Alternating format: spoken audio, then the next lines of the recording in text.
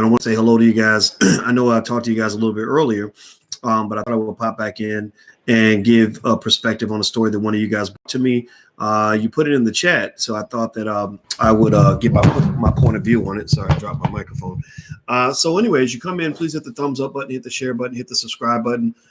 This is a really interesting story, and it's kind of sad. It's kind of sad for a lot of reasons, and I'll go into that in 1 second.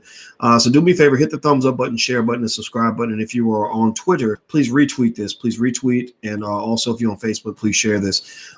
There's a president of an HBCU, Jackson State, who was recently arrested for something that relates to prostitution. I guess there was a sting going on, and my brother got caught in the sting, and it's real messy for him. And so I'll read some of this to you. This is according to WAPT.com. William Bynum Jr., 57, was arrested over the weekend along with several other people. Bynum is charged with procuring the services of a prostitute, false statement of identity, and simple possession of marijuana. Bynum was selected in 2017 by the Mississippi Institutions of Higher Learning Board as JSU's president. Before that, he served 4 years as president of Mississippi Valley State University. Bynum is married and is the father of 6 children. Another JSU employee was also arrested by Clinton police during the sting, Shonda McCarthy, director of the JSU Art Galleries. She's charged with procuring the services of a prostitute and possession of marijuana while operating a motor vehicle. The 2-day operation resulted in 17 arrests and 8 felonies. The arrests spanned multiple charges, including prostitution, procuring the services of a prostitute, promoting prostitution, conspiracy to promote prostitution, and various controlled substance violations. Quote, an ad is posted online. Services, fees, and locations are agreed upon. The offenders in this instance, the jurisdiction was Clinton, and the offenders traveled to Clinton and completed the crime, said Clinton Police Chief Ford Heyman. So it looks like the situation that the brother's in is one that involves I guess the act of having what I guess what you might call unsanctioned sex, where I guess you're supposed to have sex in certain situations with certain people. I don't know. I guess it's a big deal. I guess it's a bad thing. I'm going to tell you the truth. I don't know. I don't know. In fact, actually, let me see if I got my Vicky Dillard gavel over there. Here we go. Here we go. Okay. So President Jackson, let me read his bio to you guys. He's got an impressive bio. He was born in Rocky Mount, North Carolina. He's married 34 years. And I'm looking here in terms of the bio. I don't see a whole lot here in terms of his academic credentials. So I'd like to actually see a more thorough bio that describes his academic credentials, because I think the brother's pretty impressive. If you're the president of a university, you usually don't get there by being a bum. Let's see here. He's in his 50s. And here we go. Here's something on globalintel.com. They said he's a higher education professor, was unanimously selected to be the 11th president of Jackson State by the Mississippi Institutions of Higher Learning Board on May 31st. He's in the spotlight. Oh, yeah, okay. I'm not going to read that part.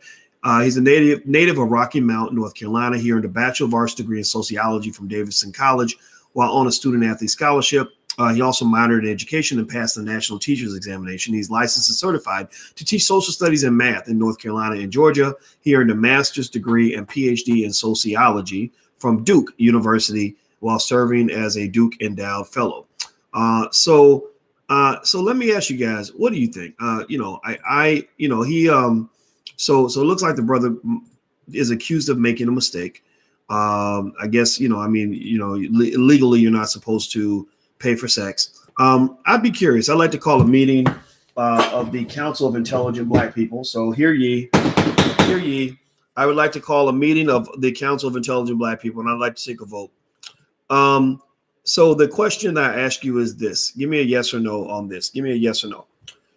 This black man who spent, many decades building up his career, he's now been charged with hiring a prostitute, not telling the police his real name, and possession of marijuana. Yes or no? Do you think that his career should be ruined, or do you think he should get a second chance? Give me, so say ruined or second chance. Or let's take a vote. Do you think he should be ruined, or should he get a second chance? So you can say ruined or second chance in the chat. Okay. So Rob Mack says pass the resolution. Brian Arnold says no. Randall Williams says no. Michael says JSU alumni didn't want this guy. Okay, interesting. K Famu says no. Kevin Gordon, no. Mr. Legend, no. Cassidra, no. What he does behind closed doors is our problem.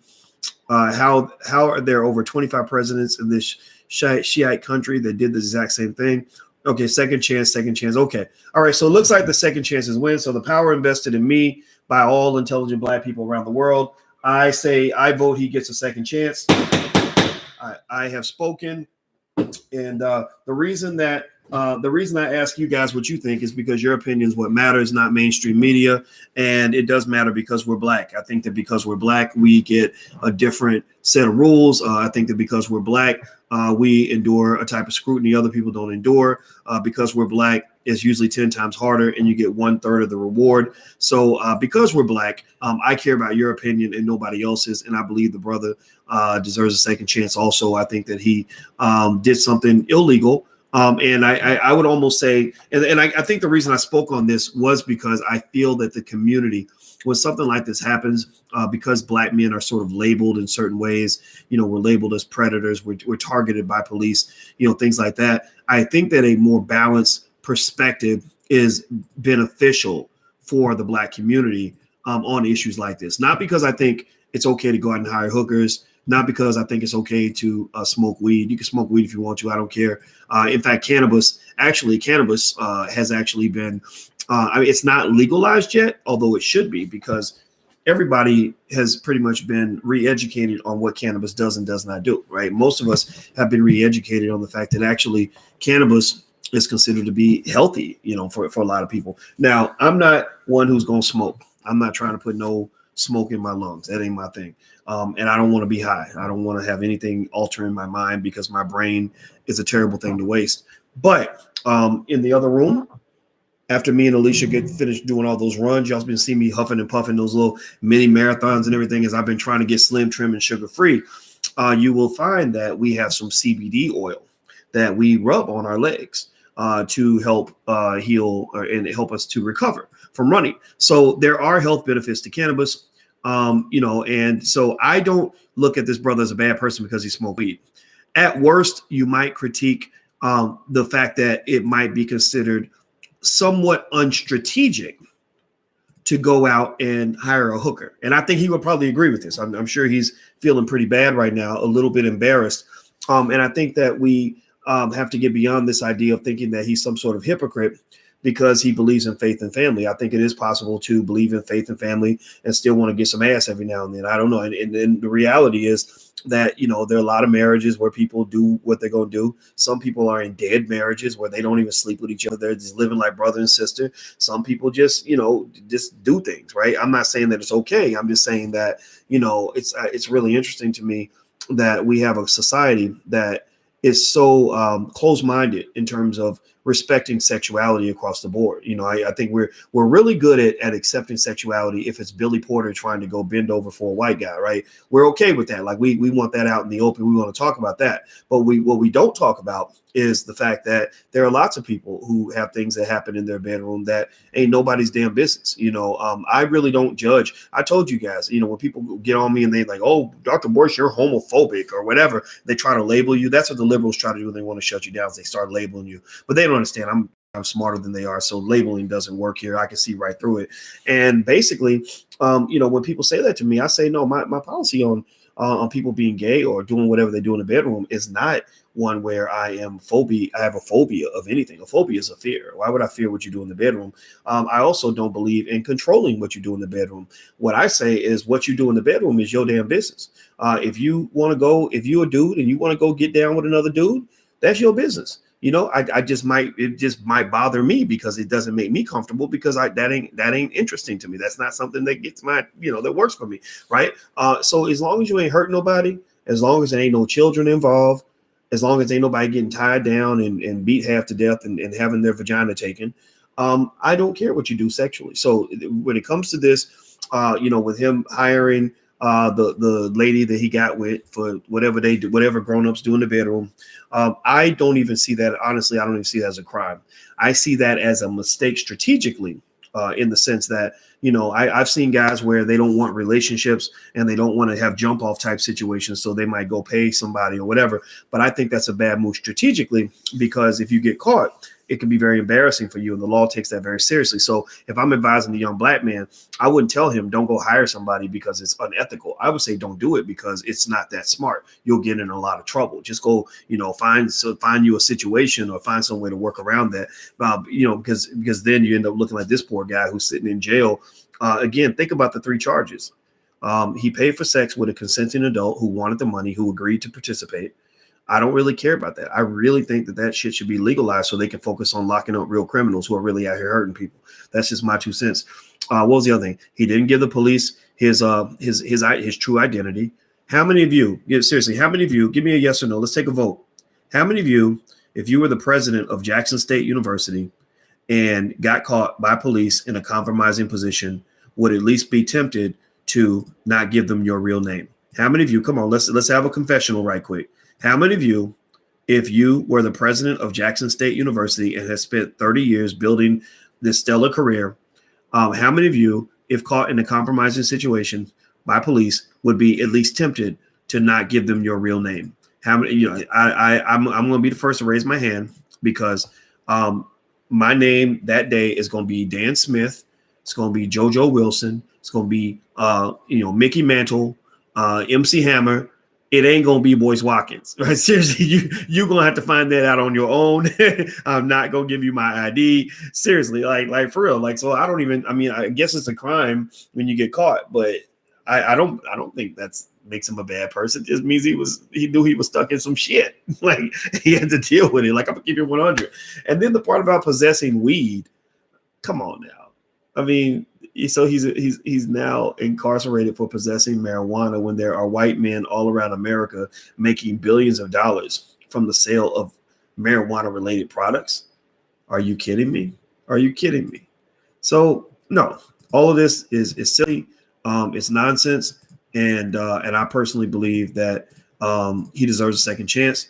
But here's the reality of it all. He deserves a second chance, but he won't get one. He deserves a second chance, but he will not receive one. This is going to stay as a stain on his record.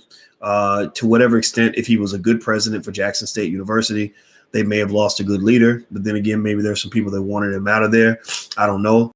But I think this is a reflection of the stupidity of our society, that we will seek to incarcerate people who are not a threat to anybody, and while at the same time overlooking serious crimes that are being committed where people should actually be locked up. So that's how I feel about it. That's my 2 cents. And I just want to share that with you guys and kind of give you what might be considered an unorthodox breakdown of what I'm seeing. I'm not here to preach to you. I'm not here to repeat what you're going to hear in mainstream media, because everybody denies their humanity and pretends like they're perfect, and they like to shame and judge other people who get caught in compromising situations. But what I see is maybe a guy who might be dealing with some loneliness or something and decided, if I just go pay for something, then that'll be easier than like actually forming a whole relationship, right, with somebody or whatever. But I would just say, guys, be very, very careful. Most great black men that get brought down, over sex. Actually, the 4 vices that take a man down are sex, drugs, alcohol, and gambling. Sex, drugs,